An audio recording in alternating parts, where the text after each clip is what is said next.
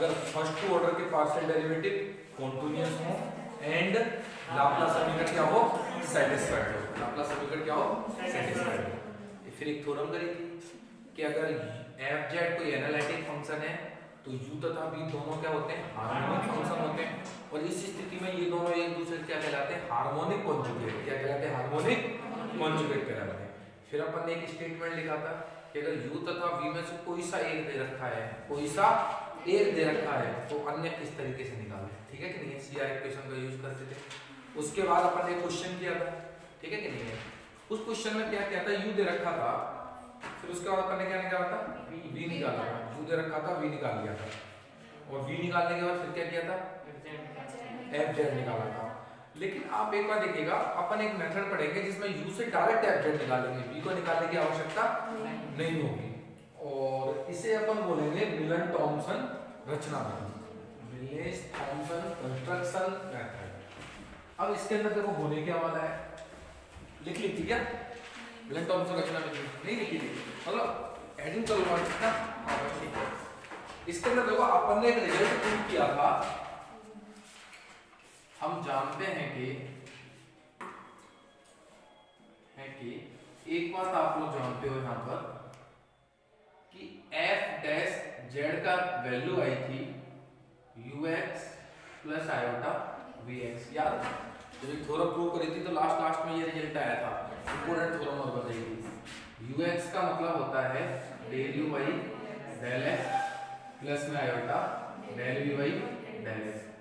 CR equation solve होती है, CR equation क्या होती है, सोल्व होती है। तो सीआर इक्वेशन क्या कहती है कि del u by del x का मान सब बराबर होता है del u by del y के, and del u upon del y का मान बराबर होता है minus del v by del x।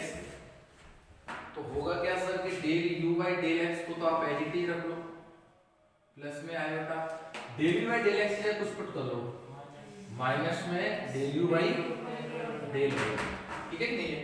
अगले स्टेप में क्या आ जाएगा, ये del u upon del x minus iota del u by del y, किसका मान आ गया एफ डैश जेड।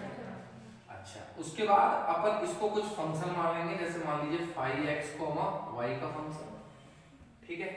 फिर माइनस में आयोटा इसे मानेंगे साई x y, कोई फंक्शन आएगा x y का, ये भी कोई फंक्शन आएगा x y का, this is f dash z। अच्छा, विधि का आपको प्रोसेस समझा रहा हूं कि ऐसे प्रोसेस अपन लगाते हैं, ठीक है।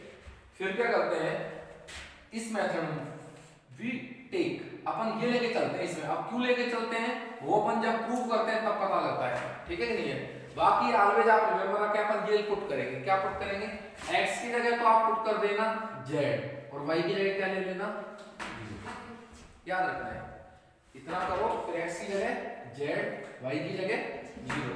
देन क्या कंडीशन निकल के आ रही है, आप बोलिएगा कि f dash z is equal to phi of z comma 0 minus में आएगा साई ऑफ z कॉमा 0।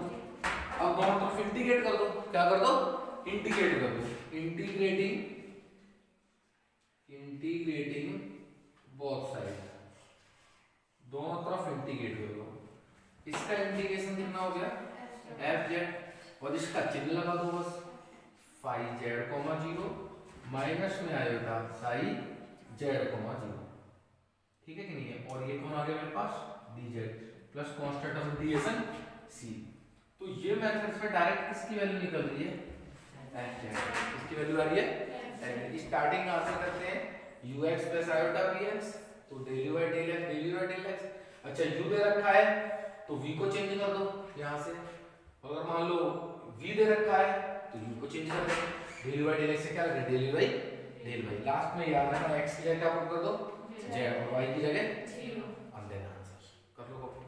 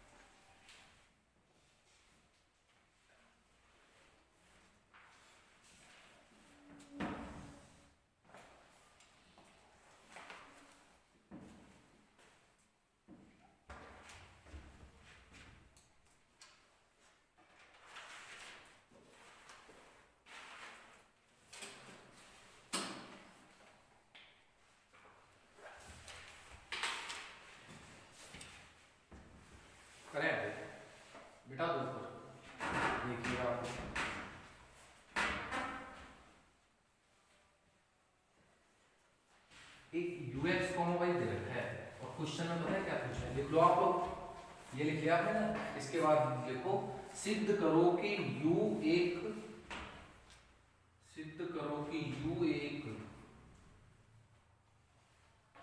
प्रसंवादी फलन है। सिद्ध करो कि u एक प्रसंवादी फलन है तथा fz ज्ञात करो, फाइंडिंग fz। ठीक है कि नहीं है? प्रसंवादी फलन प्रूव करने के लिए कितनी बातें प्रूव करोगे? दो। एक लाप्लास समीकरण संतुष्ट हो रही है, all the derivative of second order तक के क्या है, कॉन्टिन्यूअस है। तो देखो एक बार सॉल्यूशन। अच्छा, यहां से आप del u by del x निकाल सकते हो, बड़े प्यार से निकल आएगा। e की पावर x है जी, पहला फलन है, सेकंड का डिफरेंशिएशन x के रेस्पेक्ट में, y तो कांस्टेंट है ना, तो cos y कांस्टेंट, x का x के रेस्पेक्ट में 1 हो गया, x के रेस्पेक्ट में कर रहे हो तो 0 लिख दो आगे, सही है कि नहीं है? जो y तो कांस्टेंट रखो, e की power x as it is, इसका किया तो इसका 1 हो गया, cos y as it is, बाकी का 0। फिर e की सेकंड फलन as it is x cos y minus y sin y, ये एज इट इज, और फर्स्ट फलन का e की पावर x का e की पावर x हो गया। अच्छा, थोड़ा तमीज से लिख दो, इसे लिखना चाहो तो del u y del x e की power x cos y plus e की power x cos y minus में y sin y, that's be taken as number 1। ठीक है? अच्छा, ऐसे जैसे x के रेस्पेक्ट में क्या y के रेस्पेक्ट में कर सकते हैं, लेकिन लाप्लास समीकरण के लिए इसको दो बार डिफरेंशिएट करना होगा, तो एक बार और कर दें। आल्सो आप यहाँ पे निकालिएगा del 2u by del x square, तो x के रेस्पेक्ट में कर रहे हो तो cos y तो एज इट इज रहेगा, e की पावर x का e की पावर x, फिर इसका करेंगे e की power x as it is, अंदर वाले का x के रेस्पेक्ट में, तो कितना हो जाएगा cos y माइनस 0, फिर second function as it is x cos y minus y sin y, ये एज इट इज, और फर्स्ट का e की पावर x। थोड़ा अच्छे से लिख लो इसे, e की power x cos y, e की power x cos y, 2e की पावर x cos y, सही है कि नहीं है? 2e की power x cos y, plus में ही है ना, सारे प्लस में ही है। अच्छा, प्लस में ये एज इट इज उतार दो, e की power x cos y minus y sin y, that's be taken as number 2। ठीक है? अब क्या करो, del u by del y, now del u by del y, y के रेस्पेक्ट में करो, तो देखो e की पावर x तो कांस्टेंट रहेगा एज इट इज, ठीक है? अंदर का होगा y के रेस्पेक्ट में, तो x भी कांस्टेंट cos y का माइनस sin y, फिर माइनस में इसका u into v से होगा y के रेस्पेक्ट में, तो y as it is sin y का cos y, फिर sin y as it is y का y के रेस्पेक्ट में 1 हो गया। ठीक है? बिल्कुल सही है। एक बार और कर दो, एक बार इसका डिफरेंशिएशन और कर दो। Also del 2u by del y square, e की पावर x तो as it is, minus as it is sin y as it is, नहीं y के रेस्पेक्ट में करते तो x as it is sin y का कितना हो जाएगा cos y, तो x as it is sin y का cos y माइनस, अब इसका कर दो y के रेस्पेक्ट में, u into v से होगा y as it is cos y का माइनस sin y, फिर cos y as it is y के रेस्पेक्ट में 1 हो गया, और फिर sin y का कितना आ गया यहाँ पर cos y। थोड़ा कैलकुलेट करते हैं और थोड़ा दिमाग लगा करके, that implies del 2u by del y square is equal to, तो e की पावर x इससे गुणा हो रहा है, माइनस e की power x into x, this is the cos y, देखो ये इधर जाएगा, माइनस माइनस प्लस हो जाएगा, तो प्लस में आ जाएगा e की power x y sin y, minus में दो cos y 2 cos y, तो कितना आ जाएगा 2 e की power x cos y, that's be taken as number 3। एक काम करते हैं, 2 और 3 को जोड़ देते हैं, तभी तो लाप्लास सेटिस्फाई होगी। समीकरण 2 और 3 को जोड़ने पर समीकरण 2 प्लस समीकरण 3, अब देखो आप 2 2 2 ये रही, तो LHS तो बड़े प्यार से लिख दोगे, del 2 u by del x square del 2 u by del y square is equal to, देखो 2 e की power x cos y plus में और 2 e की power x cos y minus में क्रॉस हो जाएंगे, e की power x x cos y plus में और e की power x cos y minus में ये भी क्रॉस हो जाएंगे, और देखो माइनस e की power x y sin y and plus e की power x y sin y सारे क्या हो जाएंगे, क्रॉस हो जाएंगे। Finally we find 0।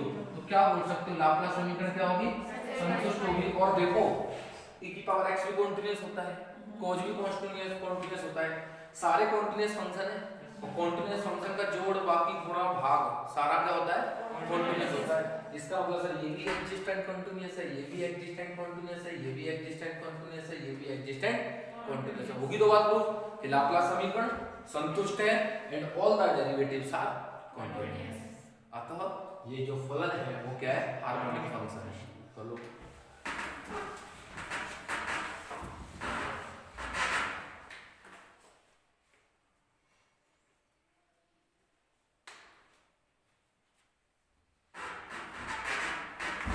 कितनी आवाज करता है,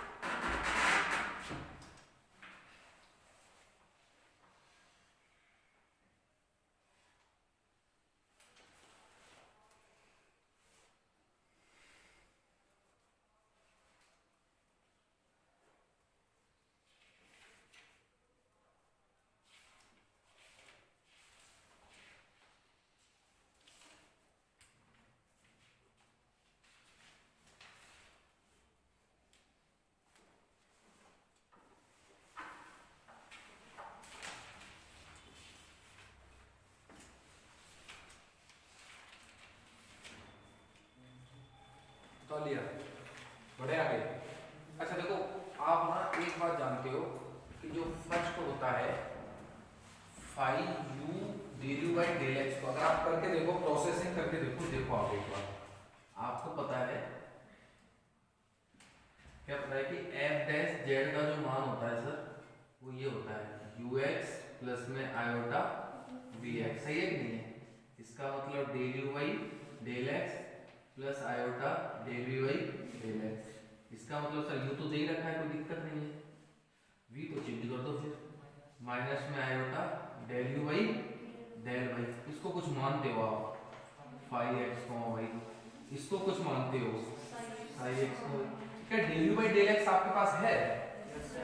ये रहा, इसको आप डायरेक्ट क्या मान देते हो, फाइव एक्स वाई, और del u by del y भी है, ये रहा, इसे किसका नाम दे दो, साई एक्स वाई का। मिलन थॉमसन रचना विधि के किसकी वैल्यू है, एफ डैश जेड की वैल्यू पुट करते हो आप यहाँ पर, x की जगह बोलो और y की जगह, तो एफ डैश जेड का जो मान होता है phi of Z comma zero minus में iota psi of Z comma zero, then integrate कर देते हो, तो एफ जेड की वैल्यू क्या आती है इंटीग्रेशन में phi Z comma zero minus में iota psi Z comma zero, और कौन बैठा होता है dz, ऊपर बैठा दो मैं अब देखिएगा। इसके बाद स्टेप आगे के ऊपर कर रहा हूं और एक फास्ट ठीक है। अच्छा, उसके बाद आप देखिएगा कि sir that implies f z का जो मान है वो इंटीग्रेशन, पता है फाइव जेड कोमा जीरो का मीनिंग क्या होता है, five z comma zero x की जगह तो फाइव, उल्टा नाम तो लिख दिया, सही है ना, सही दिया, एक्स की जगह तो जेड और वाई की जगह, देखो वाई की जगह जीरो रखा है, ये गायब हो गया, ये क्या हो गया गायब हो गया, वाई की जगह जीरो रखा है, इसकी वैल्यू हो गई 1, इसकी वैल्यू कितनी होगी 1 होगी, तो ये तो गायब हो गया, इसकी वैल्यू 1 होगी। अब जेड रख दो, cos जीरो की वैल्यू 1, तो क्या है e की पावर जेड, रखते इधर रखो, e की पावर जेड इसकी वैल्यू 1 प्लस e की पावर जेड इनटू जेड, ये 1 हो गया 0, 1 माइनस 0, तो ये आ गई, बोलो सही है कि नहीं है, सही है, माइनस में iota psi Z comma zero, देखिए साई की वैल्यू ये रही सर, ये रही, y की जगह जीरो पुट करो सर, y की जगह जीरो पुट किया साइन जीरो का मान जीरो, इधर जीरो पुट किया तो ये भी जीरो, इधर जीरो पुट किया तो zero minus zero plus zero zero, और टोटल जीरो, जीरो गुणा होके जीरो, तो सर साई की वैल्यू कितनी आ गई इसकी जीरो। क्लियर है बात, बढ़ जाओ आगे, चलिएगा आगे देखो, एफ जेड e की पावर z और e की पावर z इनटू z है, तो कुछ कॉमन आ रहा है, कितना बच रहा है 1 प्लस, वो तो गायब हो जाएगा, बाहर कौन बच रहा है, इंटीग्रेशन बड़े प्यार से हो जाएगा इसका। अब कैसे हो जाएगा वो आप देखिए, डिफरेंशियल इक्वेशन आप सब लोगों ने पढ़ी है, सॉल्व ट्रिक भी बता के बस, तो u इनटू v से हो जाएगा, बाकी मैं इसे एक ही स्टेप में कर लूंगा, आप लोग उसमें जाके ट्राई करते रहना। फर्स्ट फलन ये रहा, सेकंड फलन है, फर्स्ट फलन है सेकंड का इंटीग्रेशन, माइनस में फर्स्ट का डिफरेंशिएशन, इसका जीरो इसका 1, और सेकंड का इंटीग्रेशन e की power z plus constant of integration c। अब देखिएगा एफ जेड, अरे कर लोगे ना ये तो, कौन कॉमन आ गया दोनों में से, कितना बच रहा है 1 plus Z minus 1 plus c, कुछ कटा 1 से 1, सो फाइनल आंसर कितना आ गया जेड e की पावर z प्लस c, कर लो कॉपी, ये आंसर।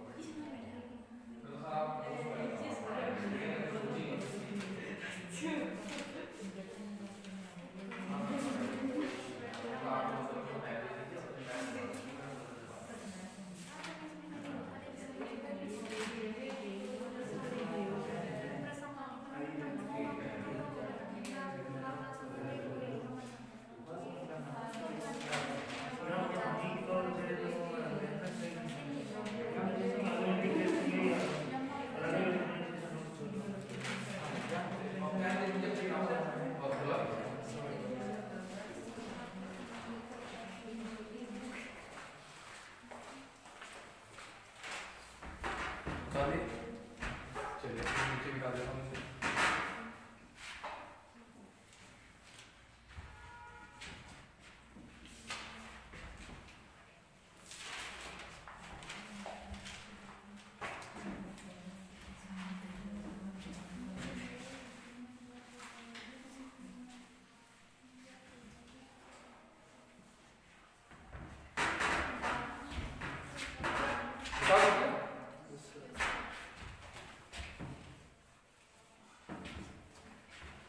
मिले थॉमसन रचना विधि में सीधा किसकी वैल्यू आती है? एफ जेड की वैल्यू आती है एफ जेड की। अब आप देखिएगा, अब 3-4 क्वेश्चन आएंगे एक पैटर्न के, ठीक है? तो पहले अपन पहला करते हैं, बाकी बात बाकी क्वेश्चन होमवर्क में भी देंगे उन चीजों को। तो आप देखिएगा एग्जांपल नंबर 3.10.60 इंपोर्टेंट लगा लीजिएगा। एफ जेड की वैल्यू हमेशा हर कोई जानता है u प्लस आयोटा v है, एंड u माइनस v का जो मान दे रखा है वो ये दे रखा है cos x plus sin x minus e की पावर माइनस 1, नीचे दे रखा है 2 cos x माइनस e की पावर y, और ये माइनस e की पावर माइनस y। एक कंडीशन दे रखी है एंड ये दे रखा है कि जब 5/2 पुट करते हो ना z की जगह तो आंसर मिलता है 0।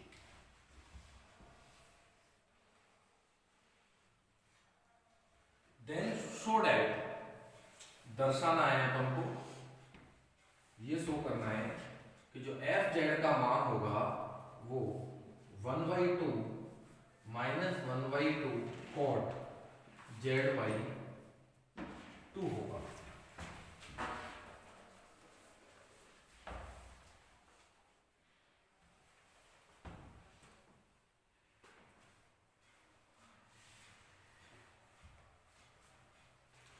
क्वेश्चन में कोई प्रॉब्लम नहीं है, एफ जेड दे रखा है, यू माइनस बी दे रखा है, पूछिए किसकी वैल्यू है? F Z. एफ जेड तो दे रखा है ना, अरे यू और वी तो निकालना ही है, यू और वी क्या करना है? निकालना है, थोड़ा सेटलमेंट करो और ये प्रूव करना है।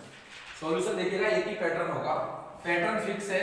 सबसे पहले एफ जेड को लिखे आप, एफ जेड इक्वल्स टू कितना है? यू प्लस आयोटा वी, ये गिवन कर रखा है। और बिना कुछ सोचे समझे u माइनस बी हो या u प्लस बी हो, ऐसे क्वेश्चन देखते के साथ ही दोनों तरफ आयोटा से मल्टीप्लाई करें। किससे मल्टीप्लाई करें? आयोटा से। तो देखिए क्या हो जाएगा, ये iota f z iota u and minus b, इसे नंबर देते हैं अपनी तरफ से 2, और बिना सोचे समझे एक और 2 को जोड़ दें। इतना तो कुछ करना ही है आपको, दोनों को जोड़ा, एफ जेड कॉमन, क्या बच गया? 1 प्लस आयोटा एफ जेड। इन दोनों में से देखो u माइनस v प्लस में iota common u plus v, ठीक है? इसको कुछ अपनी तरफ से नाम दे दो, capital F Z. u minus v को अपनी जगह क्या दे दो? कैपिटल u, ठीक है? और आयोटा इसको कैपिटल v नाम दे दो, कोई दिक्कत नहीं। फायदा क्या होगा भैया, आपको क्या लिखा वो लिख दीजिए कि भाई जो कैपिटल एफ जेड है ना वो आपके पास 1 plus iota into small F Z है, एंड जो कैपिटल यू की वैल्यू है वो u माइनस बी है, और u माइनस बी की वैल्यू सरकार ने दे रखी है, कितनी दे रखी है? cos x plus sin x minus e की पावर माइनस y बटे 2 cos x माइनस e की पावर y माइनस e की पावर माइनस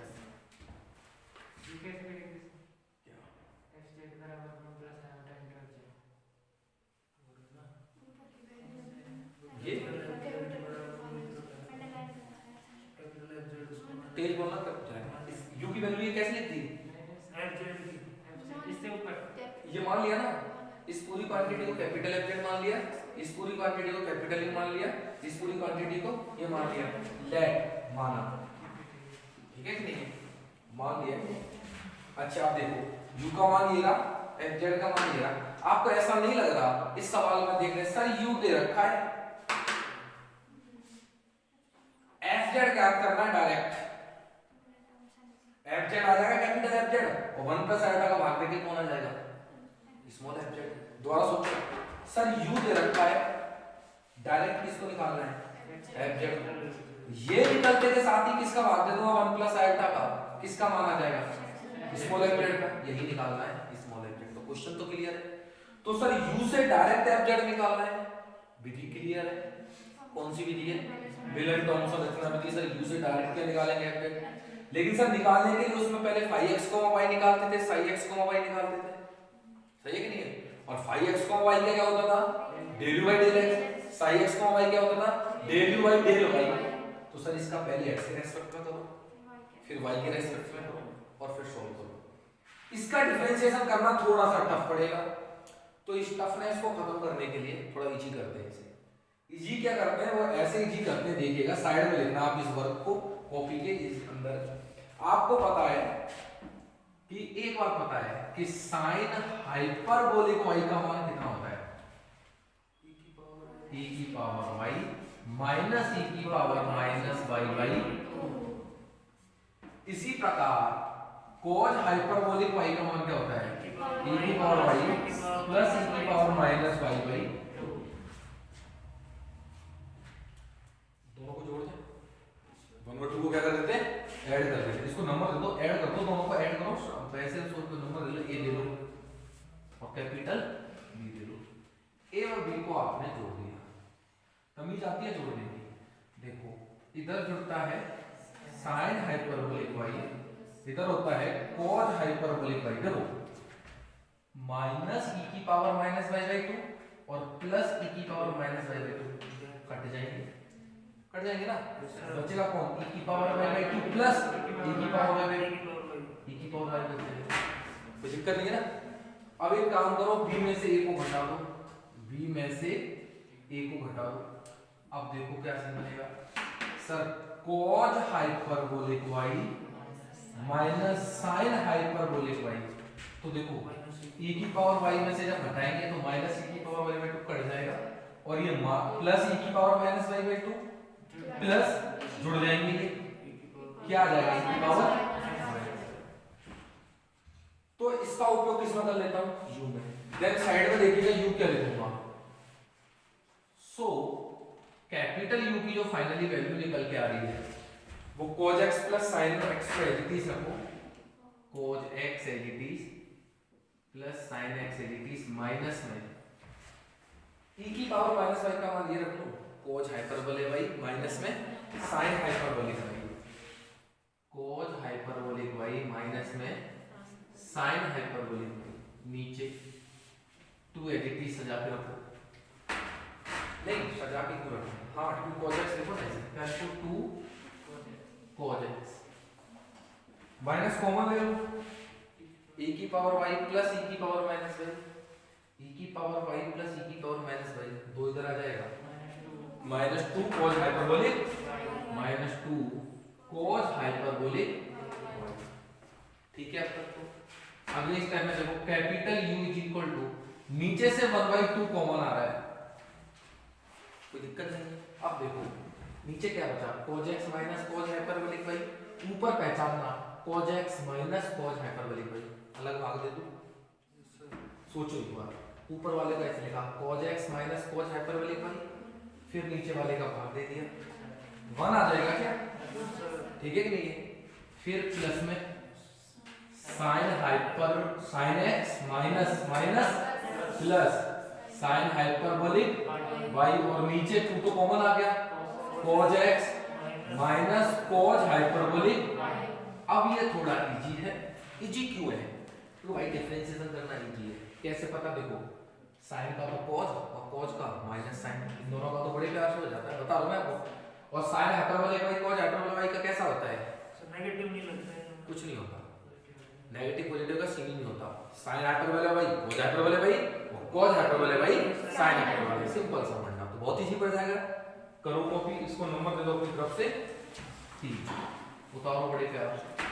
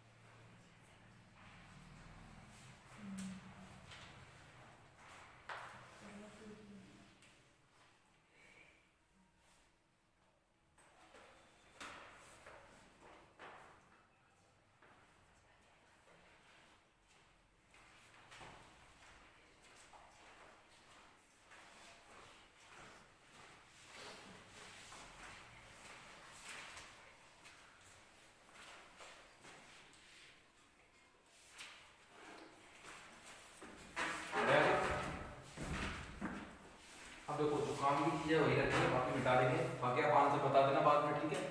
उनको मिटा देते हैं, हम तो लिख रखे हैं।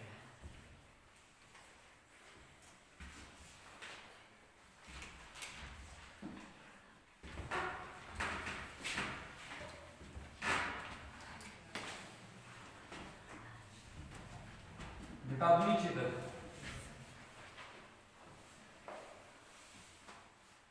अच्छा, अब आपको क्या करना है यहां से,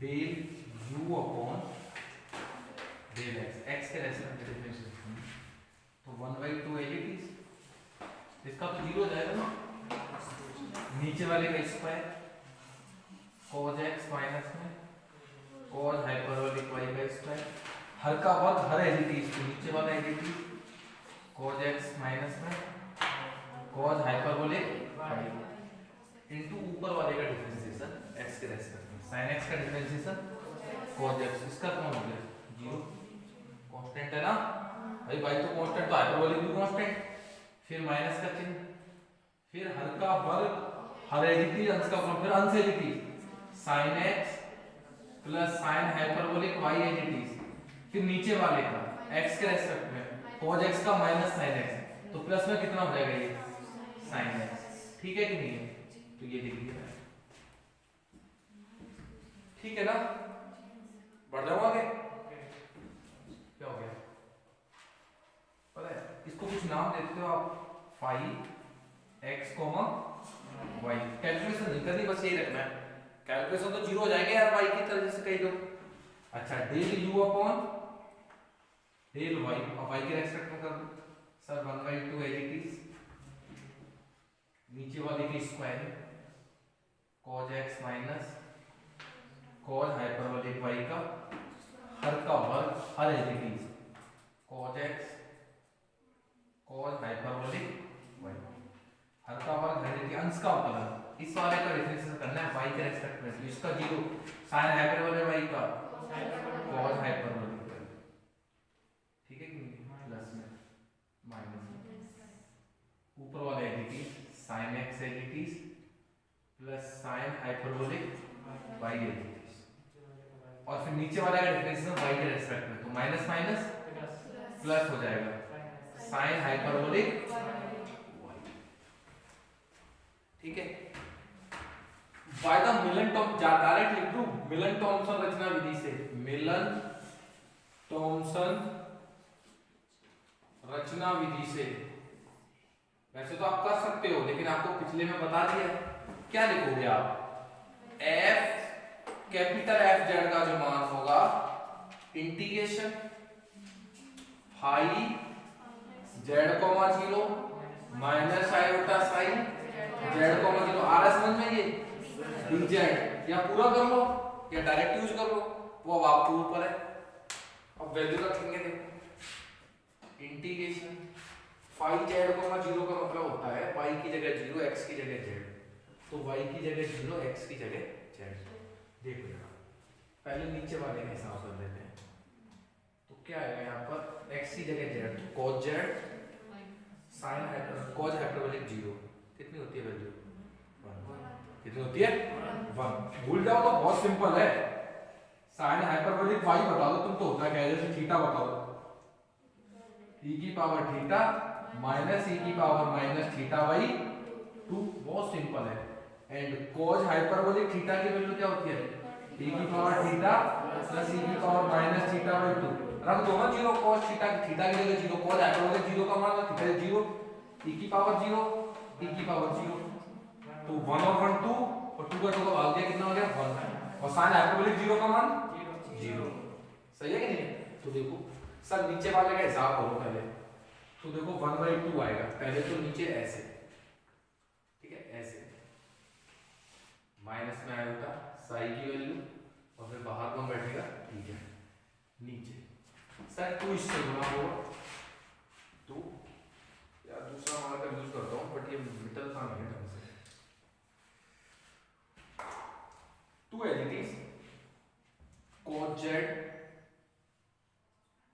cos हाइपरबोलिक 0 की वैल्यू 1 का स्क्वायर दिया ना, cos हाइपरबोलिक 0 की वैल्यू 1 का स्क्वायर, ऊपर वाला देखिएगा क्या रखना है, x की जगह z। थोड़ा कैलकुलेट नहीं हो रहा, देखो साइन हाइपरबोलिक y 0, सही 0 हो गया, sine square x cos square x 1 होगी वैल्यू इसकी वैल्यू क्या होगी, कैलकुलेट करनी बस पता लग गया, cos square x sin square x की वैल्यू 1 होगी। तो ऊपर कौन आ गया, 1 आ गया, माइनस एक जब मिल गया cos हाइपरबोलिक 1 और x की जगह z कितना आ रहा है, cos z माइनस में cos z चलेगा कि बढ़ जाओ आगे, आएगा नेक्स्ट में आ जाओ, नीचे वाले का तो उपचार वही आएगा 2 cos z माइनस 1 का स्क्वायर, देखो सही है नहीं है, cos z माइनस 1 का स्क्वायर, नहीं समझ में, cos z माइनस 1 का स्क्वायर, cos हाइपरबोलिक देखो sin हाइपरबोलिक की 0 तो ये पूरा गायब होगा कि नहीं, cos हाइपरबोलिक 1 ये 1 हो गया ना, और cos z माइनस 1 तो ऊपर क्या लिखूं, cos z माइनस, ठीक है।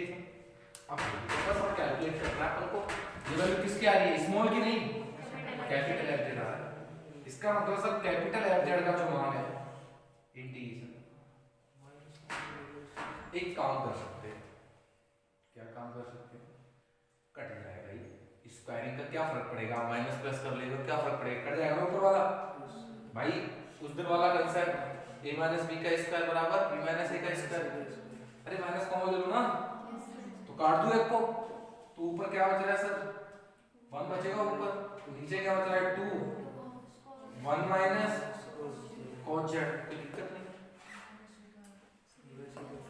उसमें भी कट रहा है सेम, माइनस माइनस क्या हो जाएगा प्लस हो जाएगा, आयोटा हो जाएगा 2 आ जाएगा 1 माइनस, डायरेक्ट ही हो जाएगा ना, माइनस से रहेगा सर, उसमें तो माइनस तो काट दो, काट दिया, ठीक है।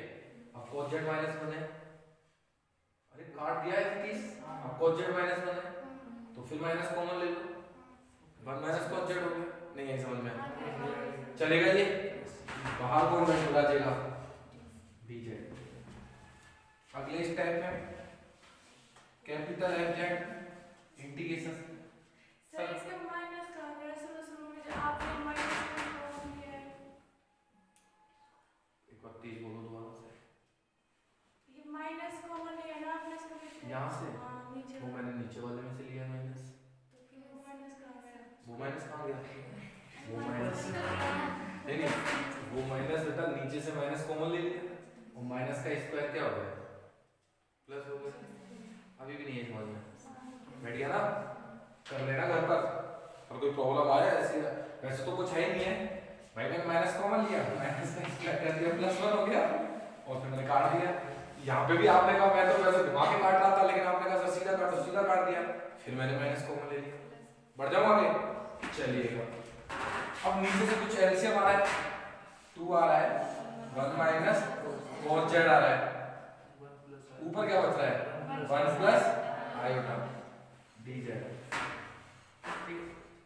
चलिए f जेड कुछ कॉमन तो ला लिया ऊपर से, सर देखो 1 प्लस आयोटा बाई 2 बाहर खींच लो, ठीक है, dz किसी को याद नहीं है, 1 माइनस cos z आ रहा है नीचे, क्या मैं ये लिख सकता हूँ 1 minus 1 plus sign square z by 2 चलेगा ना, अब क्या लगता है 1 से 1 कैंसिल आउट हो जाएगा, 2 दूनी 4 हो जाएगा, अगले स्टेप में f z equals to 1 plus iota by 4 integration 1 upon sine square z, cosec square z by 2 into dz, अब बस इंटीग्रेट करते के साथ ही क्या आ जाएगा आंसर, कर लो।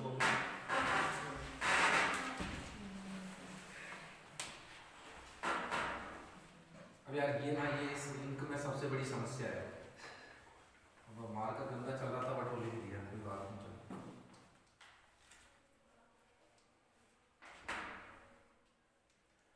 क्या होता है इसका इंटीग्रेशन, माइनस प्लस तो अपन मैथ्स के स्टूडेंट गलती कर देते हैं, कोई बड़ी चीज नहीं है। माइनस प्लस अपने लिए बड़ी चीज थोड़ी है, क्यों भाई? आर्ट्स वाले बच्चों के लिए होता होगा माइनस प्लस बड़ी चीज, अपने लिए अपन तो क्या भाई मन चाहे जब माइनस को प्लस करते हैं। आप बस बताओ।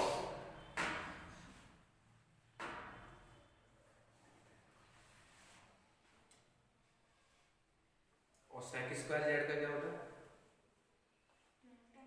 उसको माइनस नहीं आता? कोई बात नहीं, कंफ्यूजिंग है, इंटीग्रेशन के फॉर्मूले भूल जाते हैं। और मैं सबसे ज्यादा फॉर्मूला भूलता हूँ वो वाला sin z plus cos z वाले, sin c minus sin t का फॉर्मूला। हाँ अभी आपको याद है अभी आएगा, कोई टेंशन वाली बात नहीं है, वहां पर आपको मालूम पड़ेगा कि हाँ यार ये फॉर्मूला भी होता है। बहुत ही मतलब है ना, ऐसा नहीं है याद नहीं रहते। 8 हो गए 8 लिखवा लो तो लिख देंगे, लेकिन अगर बीच में से कोई पूछ लिया ना तो फिर मैं भूल जाता हूँ।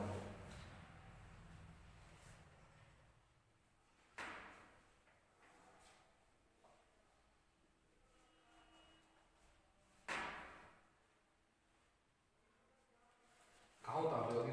वही उतार रहे हो या यहाँ पर उतार रहे हो?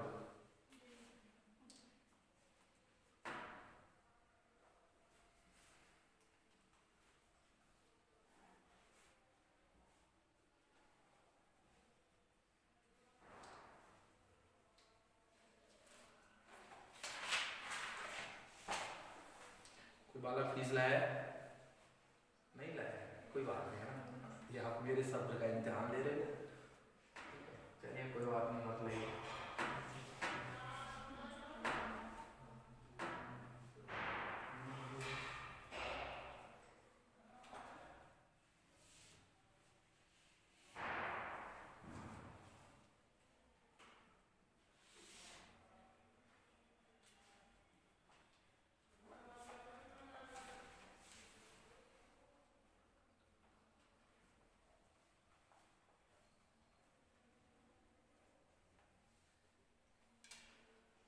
आपने दो लाइन उतार ली क्या? ऊपर वाली दो लाइन मिटा दूं क्या? एक्चुअली मिटाना क्या है, धीरे धीरे मिट भी जाएगा तब तक, नहीं तो फिर मुझे टाइम लगेगा मिटाने में।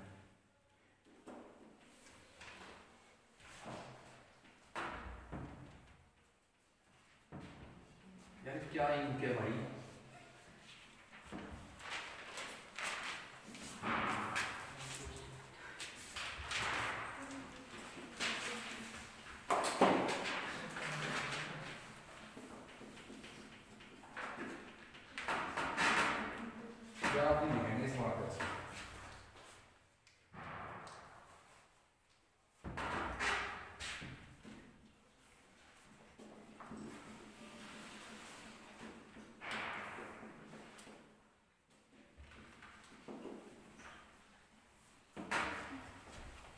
बढ़े आगे।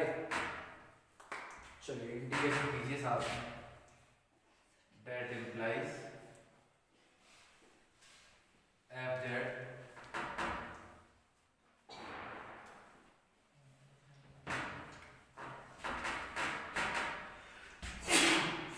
सॉरी 1 प्लस आयोटा बोलो ना, इंटीग्रेशन कितना होगा? माइनस में cot z/2 हो गया क्या? बहुत बढ़िया, upon 1/2 plus constant of integration c1 तो वही 2 कट जाएगा ना, 2 दूनी 4 हो जाएंगे। तो फाइनल क्या आ रहा है सर? fz माइनस में 1 प्लस आयोटा बाई 2 और ये कितना आ रहा है? cot z/2 प्लस में c1। कैपिटल fz का मान में रख दूं क्या? 1 प्लस आयोटा स्मॉल fz, ठीक है कि नहीं है? क्योंकि मुझे स्मॉल fz चाहिए, भाग दे दूं 1 प्लस आयोटा को, तो दे दीजिए भाग। Small fz minus 1/2 cot z/2 c1 by 1 plus iota को नया कांस्टेंट मान लो c2 या c1। नहीं है समझ में? 1 प्लस आयोटा से भाग दे दिया और c1 1 प्लस आयोटा का मान लिया एक नया कांस्टेंट c। अब किसकी वैल्यू निकालनी है? ओनली c की। आंसर आ जाएगा। c की वैल्यू के लिए कंडीशन दे रखी है समान में, देखो क्या दे रखी है? 5/2 का कितना मान दे रखा है? 0। बस उसका यूज करके किसकी वैल्यू आ जाएगी, सी की, एंड वी फाइंड आंसर। तो देखो व्हेन, जब गुरुजी जेड का मान कितना है, पाई बाई 2, पाई बाई 2 है, तो एफ जेड का मान कितना दे रखा है, तो यूज कर दो 0, तो -1/2 कॉट पाई बाई 4 प्लस में सी, कॉट पाई 4 का मान 1, तो सी का मान कितना आ गया, 1/2, 1/2 रख दो, तो स्मॉल एफ जेड कितना आ गया, डायरेक्ट लिख रहा हूं 1/2 common, 1 minus cot z by 2, बस ये आंसर है। बाहर कर दी, भी खत्म होगी भाई। ये याद चला रहा है, मैच करना यही है ना, कर ले मैच कर, बाकी